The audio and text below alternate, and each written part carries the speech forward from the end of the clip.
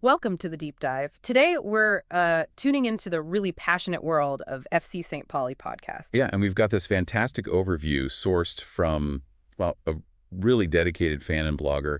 They've basically mapped out the audio landscape for this iconic club. Exactly. Think of this as your shortcut, your insider's guide, really, to the key voices, the trends, everything happening in the St. Pauli podcast scene. Right.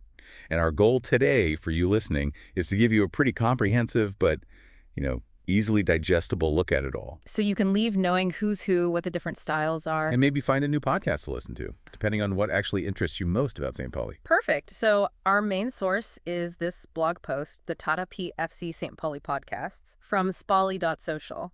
It's really insightful. They've got their personal top 5 fan podcasts, different categories, even an AI-generated top 10. Oh, with commentary, which is great. And we've also got the original PDF, which has more detailed summaries and even a transcript from the blogger's own show about this. So plenty to dig into. Definitely. Okay, so let's start with the blogger's personal top 5, the fan-created ones. Right. Kicks off with Millernton VDS-NDS. And what's interesting here, what the blogger highlights, is how they include diverse voices. Diverse how? Specifically guests from opposing teams. They think it offers this valuable perspective, gets beyond the usual fan echo chamber just talking about their own club. Ah, okay. Yeah. That makes sense. Avoids just going over the same issues again and again. Exactly. The blogger really appreciates that broader view. It suggests maybe a certain kind of curiosity in the fan base, wanting more than just like pure support talk. Yeah, like a more critical engagement. Interesting. Okay, what's next? Number 2 is female St. Pauli stories. And this one you can tell is really important to the blogger. Why is that? Well, they praise it for finally bringing a female or Flinta perspective to the club coverage. Flinta being? Female, lesbian, intersex, non-binary, transgender, agender. Got it. And the blogger is quite candid, admits their own podcast has a big deficit there, not enough women's voices. So they see this one as like essential listening. That's quite self-aware. And it does say Yeah. something about how fan culture is maybe changing, becoming more inclusive, hopefully. Definitely. It shows there's a recognition of different experiences within the St. Pauli world. Okay, number 3. The original Millernton, Yeah. the OG, basically. Been going since 2013. Wow. That's ages in podcast years. Totally. Seen as foundational and inspiration. And the blogger makes this funny side note. Yeah. That it's a reminder that having like too many hosts, more than 3 maybe, can get hard to follow. Sonically crowded, as they put it. Huh. A relatable point, for sure. But respect for the original. Absolutely. Longevity says a lot. The number 4 is the blogger's own podcast, right? St. Pauli POP. Yep. They give a bit of the backstory started as an idea from a co-host way back in 2010. 2010. So even before Millernton started. Well, the idea was there. They had some early attempts on YouTube that got shelved, officially launched in 2017. And now it's considered a fixture. Over 200 episodes, apparently. Yeah, that's serious dedication. Shows the commitment needed, doesn't it? For sure. Okay, and the last one in their personal top 5. If you can hear us, what's interesting here is the blogger thinks one of the hosts might not even be from Hamburg. Oh, really? Yeah, reflecting that diverse, widespread fan base St. Pauli has. They even mention enjoying the host's rolling miss sound. Little details. It shows the variety, right, within the podcast scene itself, and how the club appeals beyond just the city. Yeah, that international, or at least national pull. Okay, so that's the fan top 5. What about podcasts linked more to the club itself or, traditional media? Right. So in this category, the blogger's top pick is the SCSP Geschichten podcast. That's in the 1910 Museum. The Club Museum. Yeah. And this one stands out. It's the only St. Pauli podcast currently in the top 100 football podcasts overall. Wow.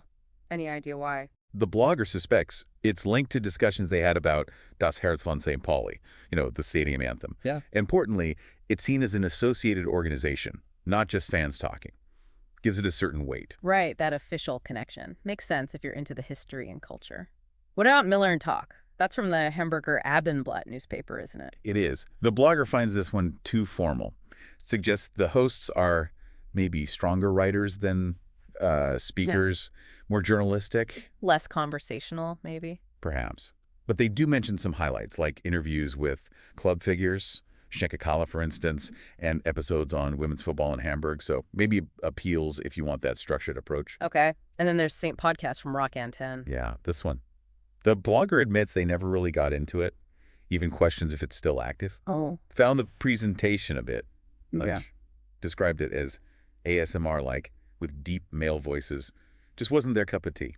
Shows how subjective podcast taste is, I guess. Even official ones don't always land. Okay, now this is a really interesting category. Podcasts that cover St. Pauli, but also other clubs. Often rivals, right? Yeah, exactly. Leading this one is In Contact Bleiben. It covers both HSV and St. Pauli. The Hamburg Derby rivals. Right, and the blogger praises this one good production quality, and it goes beyond just football tactics. Yeah. It's about cooking, travel, other stuff. Oh, interesting. More of a lifestyle angle almost? Kinda. Makes it refreshing, Yeah. apparently. And there's a nice personal touch. The blogger met one of the hosts, found out she was the same age as their oldest daughter. Ah, that's nice. Shows the community aspect behind it all. It does. They also mention Hamburger Blattgrätsche, which was actually the blogger's own past podcast with an HSV fan. They reckon it was the original Hamburg Derby podcast. So they were early on this cross-club idea. Seems like it. Then there's Freibuder or in Pfeffersack, another HSV FCSP one, but it's paused now. Any reason why? Blogger speculates it might be because St. Pauli got promoted, maybe shifted the dynamic. They enjoyed it, though. Even had plans to collab. Huh. Interesting how real-world results affect these things. Yeah. And there's also Flugkopfball, which covers Werder Bremen and St. Pauli. Okay, different rival pairing. And Hamburger's Weerket, another HSV FCSP one. But that's now discontinued. So lots of attempts to bridge those divides with varying success. Right. Okay, let's shift gears again. English language podcasts. Crucial for St. Pauli's international fan base, I'd imagine. Totally. The main one highlighted is Welcome to Hell. It's specifically noted as being by native English speakers about St. Pauli. Which probably makes a difference. Yeah, the blogger mentions it allows for, like, seamless integration of interviews with English-speaking players like Jackson Irvine, something they admit they're a bit envious of. Makes sense. If you're an international fan, hearing players directly in English is a big plus. Absolutely. It really helps that connection. And then there's St. Pauli TL. Doctor. Too long? Didn't read. Exactly. It's a short English summary podcast. Takes the blogger's content and other sources. It boils it down. Yeah. And apparently uses AI to create conversations between English-speaking hosts. Pretty innovative way to reach that audience. Huh. AI hosts. Okay. Now, there's this out-of-competition category the blogger includes. Podcasts not just about St. Pauli, but still recommended. Right. And top of this list is being Timo Schultz. The former coach. Yeah. The blogger absolutely raves about this one. Calls it the best St. Pauli podcast ever. I praise. Says it's incredibly well-researched, features really honest insights from Schultz himself. It even won awards Goldener Blogger. Wow. Sounds like a must-listen for understanding that period. Definitely seems like it. Then there's the Einschlafen podcast by Toby Bayer. Einschlafen, like fall asleep. Yeah, it's a famous German podcast designed to help people fall asleep. Toby Bayer is a huge name, millions of downloads. And he talks about St. Pauli. Occasionally. The blogger shares this funny story where Toby actually read from their blog on his podcast once. To help people sleep. Apparently. The blogger wasn't sure if it was a compliment or not. Huh. That's brilliant. Shows how the club pops up in weird places. It does. Also recommended is Der Sektzehner. That's the one with Ewald Lienen and Michael Born. Oh, yeah. Big names in German football. Exactly. Engaging discussions. And the point is, now that St. Pauli are top tier again, they naturally get discussed more often there. So, good insights for fans. Makes sense. And finally, in this category, Fußball MML. It's only included because one of the hosts, Mike Nucker, has been a guest on the blogger's own podcast. Ah, so it's more of a network connection thing. Yeah, the blogger admits they don't personally listen to it, just acknowledging the link. Right. Okay, this should be fascinating. The AI-generated top 10. What did the algorithm decide? Okay, so number one, according to the AI, Millernton. Praise for relevance, authenticity. Okay, same as the blogger's foundation stone. Yep. Number two, Millern Talk, the newspaper one. Recognized for journalistic standards. Even though the blogger found it formal. Right. And number three, interestingly, is St. Podcast. The Rock Antenna one the blogger didn't like. Huh. Why did the AI rank it so high? It's likely due to its official status, media backing, maybe keywords it picked up. Shows how AI priorities can differ from personal taste, right? Definitely. Who else is on the AI list? St. Pauli POP, the blogger's own, is number 4. Praise for popularity, authentic vibe, broad topics. Okay, respectable showing. If You Can Hear Us is number 5, noted for being current, good fan connection. Number 6 is Flugkopfball, The Verd of St. Pauli one, valued for its unique appeal. So some overlap with the bloggers' picks there. Yeah, suggesting some generally recognized quality. Yeah. Number 7, Welcome to Hell, important for the international fans. Makes sense. 8 is St. Pauli, TLUR, no, the English summary one. 9 is Don't Call It a Cult Club, described as a high-quality limited series about the club's identity. Oh, I haven't heard of that one. Sounds interesting. And number 10 is FCSP Geschichten, the museum podcast, valued for historical depth. So a mix of fan stuff, media, and history. But the blogger noted a potential bias. Yeah, they suspect the AI might lean towards podcasts from established media outlets. Something to keep in mind with these lists. Good point. Did the blogger mention any other charts? Just quickly, the Player.fm charts.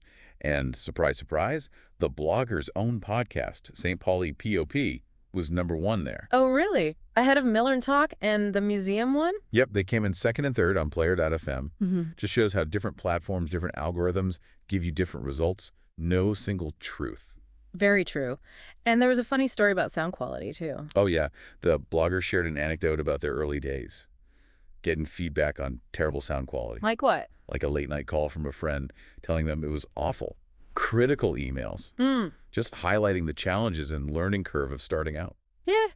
Been there, probably. Relatable for creators. Totally. And it shows how things have improved.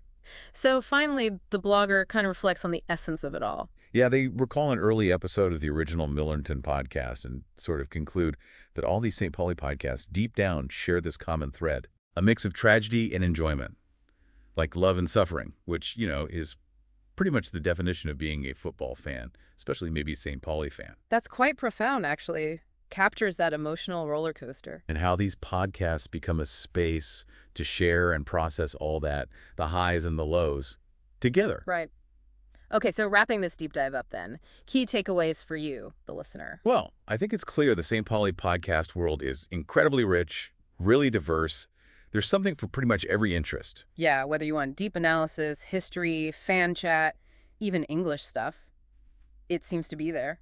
And the best ones, whether picked by a human or an AI, seem to mix that insight with genuine, passion for the club. Absolutely. So the call to action for you is, well, dive in, check some of these out. Use the bloggers list, the AI list, as maybe a starting point. And hey, if you have your own favorite St. Pauli podcast that wasn't mentioned, the blogger actually asks for comments, and we'd be interested too. Definitely. And maybe one final thought to leave you with. Go on. Considering all this passion, this dedication, especially in the fan-made podcasts, what does that really tell us about the connection? This unique bond between FC St. Pauli and its supporters, especially now in this digital age. It really makes you think, doesn't it? How fans connect beyond just the stadium these days. Something to ponder.